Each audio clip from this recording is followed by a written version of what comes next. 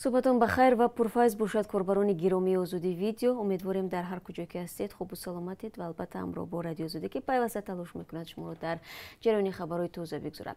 امروز 25 مارت و ساعت به وقت پراگ 7 است و چون همیشه من شالو گلخوجه آماده هستم که در چند دقیقه دیگر نوگونی ها رو برای شما بگویم. و آغاز میکنم از خبری پروازها، موضوعی که طول تقریبا یک هفته اخیر زیاد از سوی شما بینندگان عزیز پرسیده می شود و باور دارم حالا نیز از ما خواهید پرسید. بگویید دیروز شرکت هوایی سومون ایر شماری از مسافرانی درمانده در فرودگاه ژوکوفسکی را به تاجیکستان آورد. انتظار می رود که امروز هواپیمای این شرکت باز یک پرواز دیگر به مسکو، دقیق‌ترش به فرودگاه دمدید و انجام بدهد. همچنین سفارت روسیه در تاجیکستان خبر می دهد که طبق نقشه امروز ساعت 18:45 دقیقه با وقت تاجیکستان هواپیمای شرکت تاجیک ایر به فرودگاه دمدید و پرواز خواهد کرد.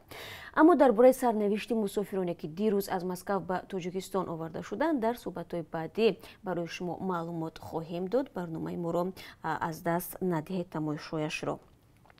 مقامات تاجیکستان گذرگاه‌های سرحدی با قرقیزستان را موقتاً بستند.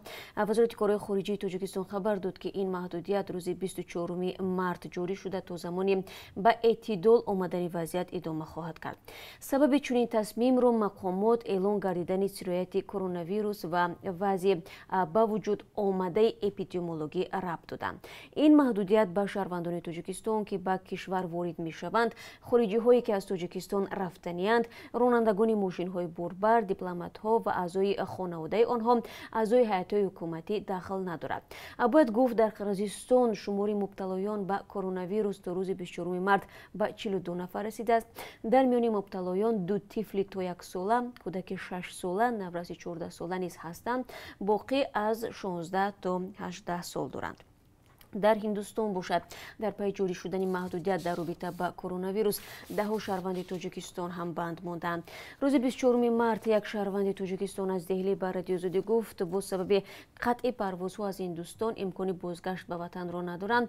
این زن گفت در دهلی بیش از 20 شهروند تاجیکستان انتظار بازگشت به وطن هستند و برخی از آنها با سبب معالجه و جراحی و گروه دیگر از روی برنامه تعلیمی به این کشور رفتند. او گفت تلاش آنها روز 20 مارت برای از دهلی به استان رفتن نتیجه نداد، چون این هواپیما تنها برای بردن شهروندان قزاقستان آمده بود. وی افزود با نمایندگان سفارت تاجیکستان در دهلی در تماس هستند و آنها هم از مشکل آنها آگاه می‌باشند. در همین حال دفتر مطبوعات وزارت کارهای خارجه میگوید واقعا هم به سفارت تاجیکستان در دهلی بیش از 40 نفر برای بازگشت به وطن مراجعت کردند. با گفته وزارت مسئله تشکیل پرواز مخصوص برای برگرداندن شهروندان به تاجیکستان بررسی می شود. شمار آلوده شده ها با کرونا ویروس در هندوستان به بیش از 500 نفر می رسد. 10 نفر بر اثر گرفتاری به این ویروس هلاک شدند. شرکت تاکسی ماکسیم در چند روز اخیر برای مشتریان خود در شهر خوجند حدود 1000 دانه نقاب‌های طبی را رایگان تقسیم کرده است. قرار است بعد از انجام تعطیل نوروزی چنین امر برای مشتریان تاکسی ماکسیم در شهر دوشنبه نیز راه اندازی گردد.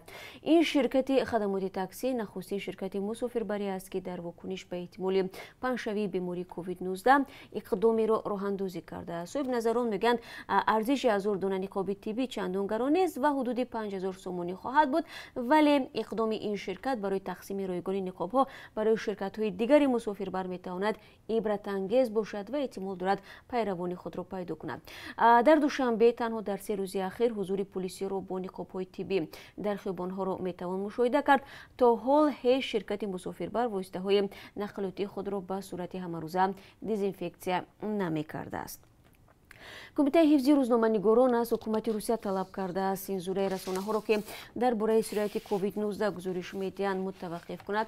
روز 24 مارت این سازمان مستقر در نیویورک اظهارات پخش نموده گفته است که اداره نوزیر رسانه‌های روسیه روسکومنادزور بر رسانه‌ها دستور داده است که مقاله‌ها درباره سرایت کرونا ویروس را از وبسایت و شبکه‌های اجتماعی بیرون کنند.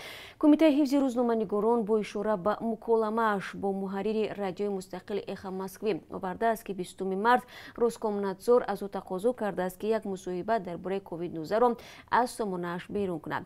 Дар ин мусоҳиба як мунаққиди Кремл иқдомҳои ҳукумати Русия дар муқобили коронавирусро ба бесалоҳиятие шабоҳат додааст ки соли 1986 мансабдорони шӯравӣ аснои фоҷиа дар нирӯгоҳи ҳаставии Чернобил нишон дода буданд. котиби давлатии Иёлоти Муттаҳидаи Амрико Майк Помпео ҳамла болои сиёсатмадори афғон Зарифа Ғафуриро маҳкум кард. Ин зани афғон чанд ҳафта пеш дар Департаменти давлатии Амрико ҷоизаи зани шуҷоъро касб карда буд. Ғафури шаҳрдори Майдоншаҳри вилояти Майдонвардаки Афғонистон аст. Ғафури дар суҳбат бо телевизиони афғонии Тулу гуфт ки 22 март дар Кобул силоҳбадастони номаълум ба мошинаш оташ кушоданд. Дар ин ҳамла ӯ осебе надидааст. Ғафури 4 март дар Вашингтон дар арафаи рӯзи байналмилалии занон яке аз барандаҳои ҷоизаи зани шуҷоъ номида шуд. Ӯ журналист буда борҳо мавриди таҳдид ба куштор қарор гирифтааст. Ном бурда дар синни 26-солагӣ шаҳрдори Майдоншаҳр интихоб гардидааст. Додситон барои як писари 15 сола дар Тоҷикистон ки мақомоти тафтишоти ӯро ба қатли 2 корманди истироҳатгоҳи Нилани ноҳияи Варзоб муттаҳам медонанд 10 соли зиндон талаб кард.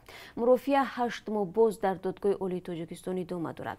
Шабнами Искандар, вакили мудофии ноболиғ, дирӯз дар суҳбат бо Радиои Озодӣ гуфт нафари таҳти ҳимояташ гуноҳ надорад ва мунтазири ҳукми одилонаи додрас мебошад. Ин ноболиғ дар куштори Шӯрат Ғолибови 25 сола ва Исломиддин Шаҳидови 13 сола сокинони шаҳри Душанбе муттаҳам аст. Тибқи иттилои Вазорати Умури Дохилии Тоҷикистон, қатли ин ду нафар рӯзи 6 июли соли гузашта дар истироҳатгоҳи Нилан ки дар он ҷо кор мекарданд рух додааст. Аммо наздикони ноболиғ мегӯянд куштори 2 нафар аз сӯи навраси 15 сола номумкин аст. Волидони Шӯҳрат ва Исломиддин, ҷавонони кушташуда низ ба гунаҳгор будани ин ноболиғ шубҳа доранд. Мегӯянд гунаҳгорон касони дигаре ҳастанд ва мақомот бояд онҳоро пайдо кунанд. Ноболиғи муттаҳам ба пайвандонаш гуфтааст таҳти шиканҷа ва таҳдиди кормандони милиса гуноҳро ба гардан гирифтааст. Иддаои шиканҷа шудани ноболиғро дар шӯъбаи умури дохилии ноҳияи Варзоб рад мекунанд ва дар назар аст мурофиаи додгоҳи Навраз пас аз таътили ҷашни Наврӯз дар додгоҳи олии Тоҷикистон идома ёбад. ва чун ҳамеша дар поёни суҳбат аз худ баъзори хориҷӣ барои имрӯз ба шумо бинандагони азиз маълумот медиҳам ки аз тарафи Бонки Миллӣ ин тавр муайян шудааст: $1 10 сомониву 20 дирам аст, €1 10 сомониву 96 дирам арзиш дорад. имрӯз қурби 1000 рубли русӣ 126 сомониву 50 дирамро ташкил мекунад ки дар қиёс ба рӯзи гузашта бетағйир боқӣ мондаст.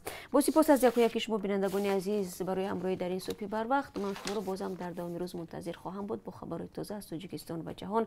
ташаккур ки бо мо ҳастед ва рӯзи хуб дошта бошед.